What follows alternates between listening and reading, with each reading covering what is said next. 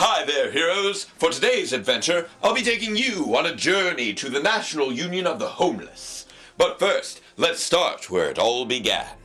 Throughout the late 1970s and 1980s, the United States economy was restructured to cut public spending in favor of tax cuts and deregulation, leading to a rapid decrease in the availability of affordable and public housing. As corporations thrived, the Department of Housing and Urban Development's budget was cut by more than 75%, and homelessness expanded to include not only struggling individuals, but entire families in need of shelter. What's your major problem right now? I said, I'm homeless. He goes, does that mean you don't have a roof? I spent more time in the street than I did at home. There's a lot of people out here now that you see them out on the corners and asking for money. It's a lot of that going on right now. In 1983, the Committee for Dignity and Fairness for the Homeless was founded by Chris Sproul, Tex Howard, and Franklin Smith, three men from Philadelphia who had been homeless and unemployed for over a year. And yet within a year, the group had over 500 homeless members and were able to open a shelter run by the homeless and formerly homeless. And we know that the only way we're going to change the system is by organizing the people who are most impacted and most oppressed by that, who have nothing invested in the present system, right? It's not working for them. Mass movement of low-income, working-class, unhoused folks to lift from the bottom, because when you lift from the bottom, everyone rises.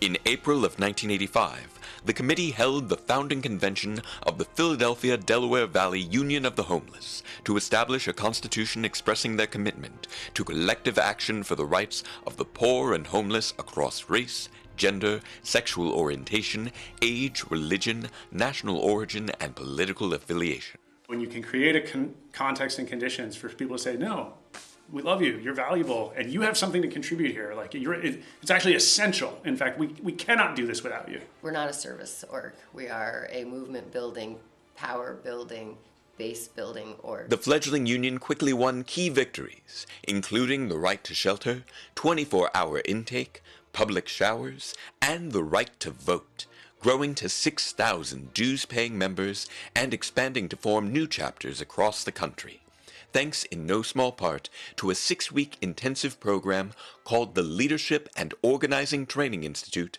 for Homeless Activists. Poor, dispossessed, working-class people are subjects of change, subjects of history that through organization, through leadership development, can build collective power and can change our society. At its height, the National Union of the Homeless had 25 chapters and over 25,000 members throughout the U.S., and its accomplishments included the Stuart McKinney Homeless Assistance Act, the Take Off the Boards campaign, the Winter Offensive Strategy, and the Housing Now rally in Washington, D.C., which was attended by 100,000 people. On May 1st of 1990, the NUH coordinated a takeover of abandoned HUD buildings in 7 different cities, winning major concessions from local governments. There's a clarity that says, yeah, none of these political parties are for us. There's a lot of people that you get jealous and animosity because they feel that you shouldn't be where you're at. Sadly, by the mid-90s, the National Union of the Homeless entered into a decline, as promises made by the head of Housing and Urban Development were broken. Funds and grants were co-opted by politicians and wealthy business interests. Neighborhoods of solidarity were wiped away by gentrification, and many leaders of the NUH fell prey to struggles with addiction in the wake of the crack cocaine epidemic. There's a way that the system grinds people down, right? And the city is getting 200 million. It's getting 400, but Dorsey told us 200 million is already accounted for. More cops and crap. When policymakers are making decisions, or the city's making decisions about where funding is going or what laws they're going to enact, those conversations shouldn't be happening without people who are directly impacted. I want to know what the other 200 million. There are people at South Mall Tower today. It's a blight. The Lincoln Towers is a blight. With the union, it's a continuous fight to get where we want to be at. But as long as we don't give up, as long as we don't give up and keep up the fight, the legacy is going to lead on. Despite its decline, many NUH leaders continued organizing for social and economic rights, carrying on the union's mission and methods through other organizations, like the Kensington Welfare Rights Union, the Poor People's Economic Human Rights Campaign, and the University of the Poor. And its leadership development network eventually evolved into the Poverty Scholars Program, a grassroots training program for low-income organizers working on issues of economic justice, including the Homeless Union History Project, which produced this pamphlet, The National Union of the Homeless, A Brief History. Many of the articles that I read about the history of the NUH reference the story told in this pamphlet, often quoting it word for word. A major national movement that occurred in my lifetime, and the most readily available literature about it traces back to a singular source published as part of a work study by students of an offshoot program from that very movement. Old articles from the 90s are rarely available online, and old documentaries are often behind paywalls, if they can be found at all. If not for this pamphlet, I suspect that much of this story could have been forgotten in less than 40 years. Because stories of resistance against unjust systems are rarely shared by the systems themselves. They are shared by the people who fought, and they are remembered by the people who still struggle.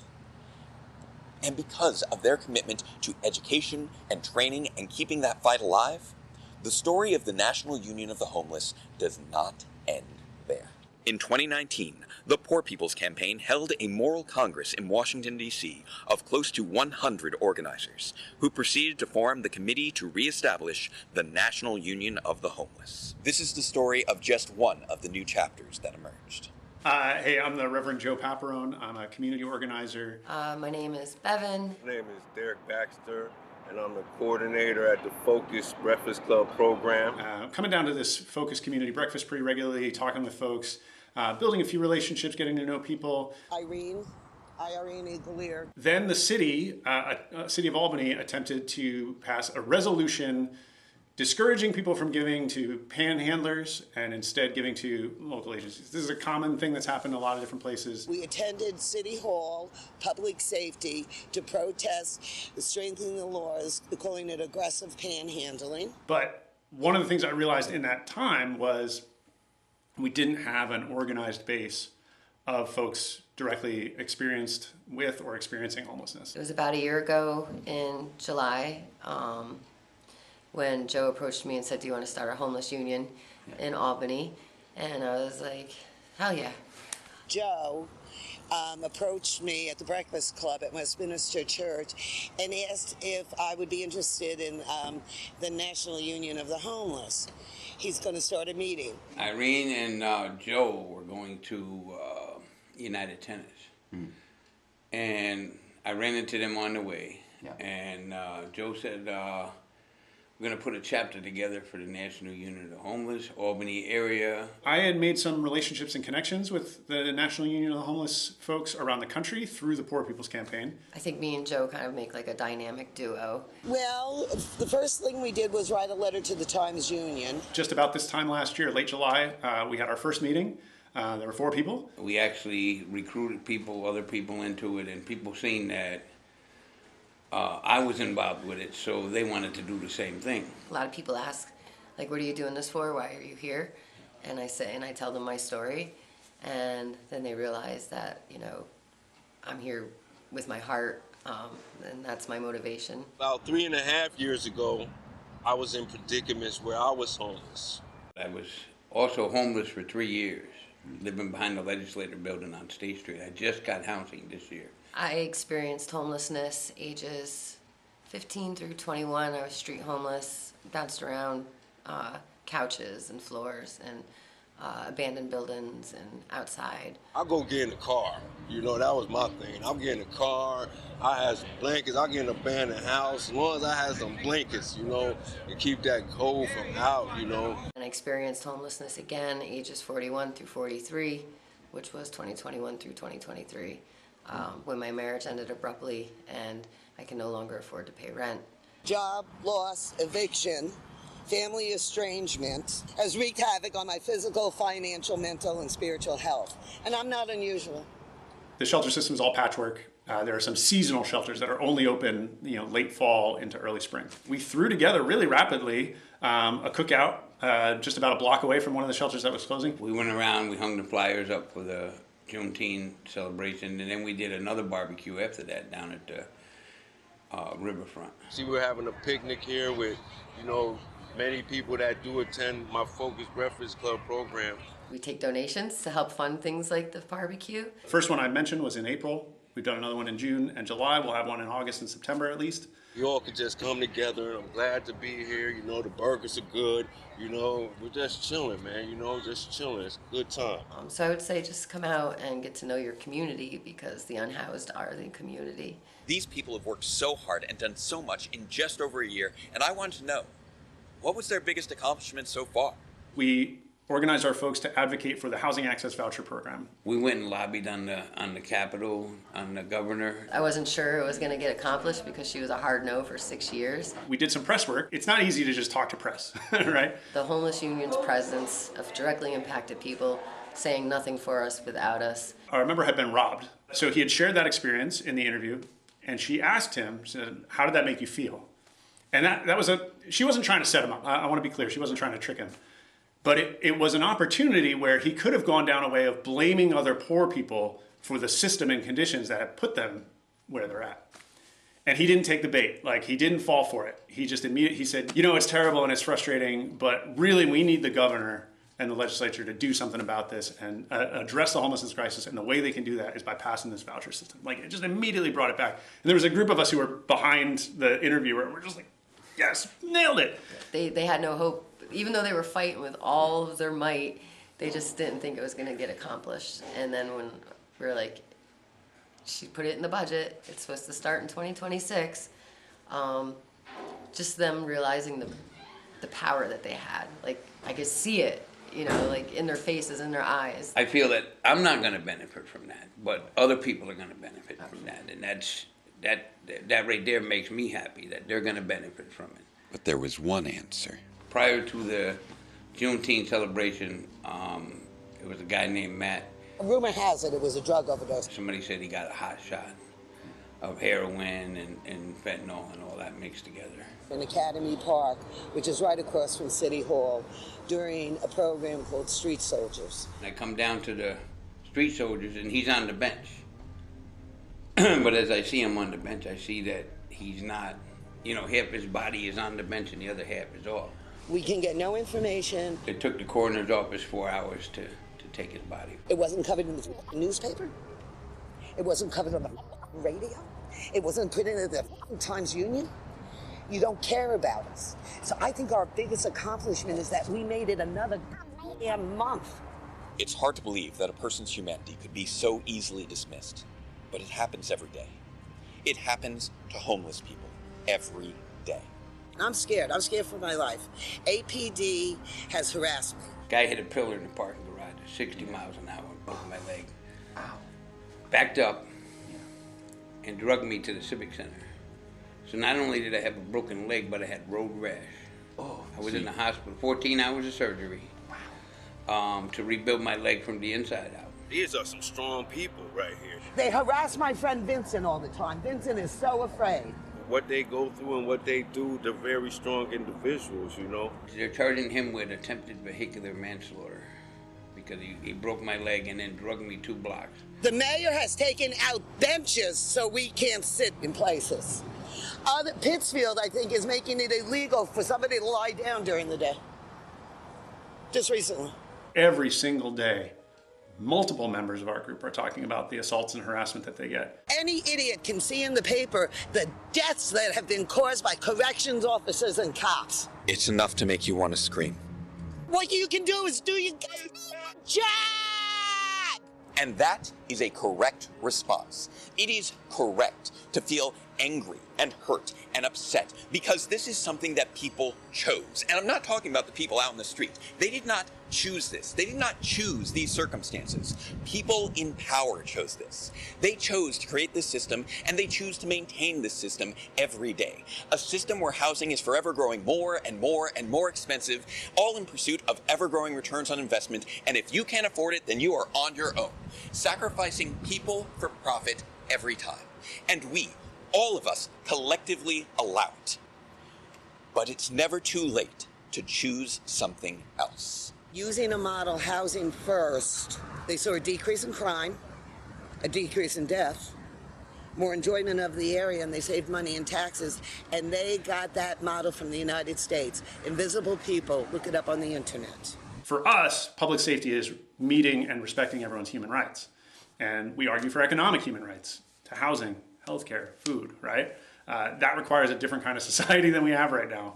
And the way we're going to get there is through the organization of our people. The system as it's set up now is created to, you know, you get put on a list, you get put in a line, this one gets services, this one doesn't. It's more divide and conquer.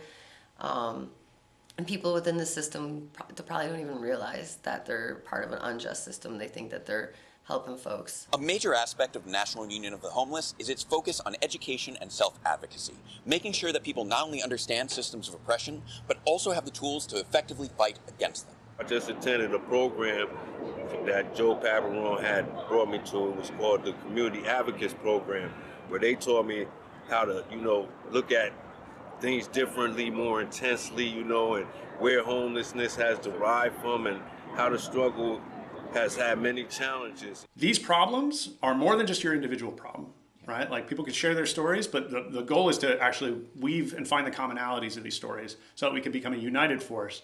And then what's it going to mean to take action together? The better you understand the commonalities of these challenges, the more you realize that this could happen to any one of us.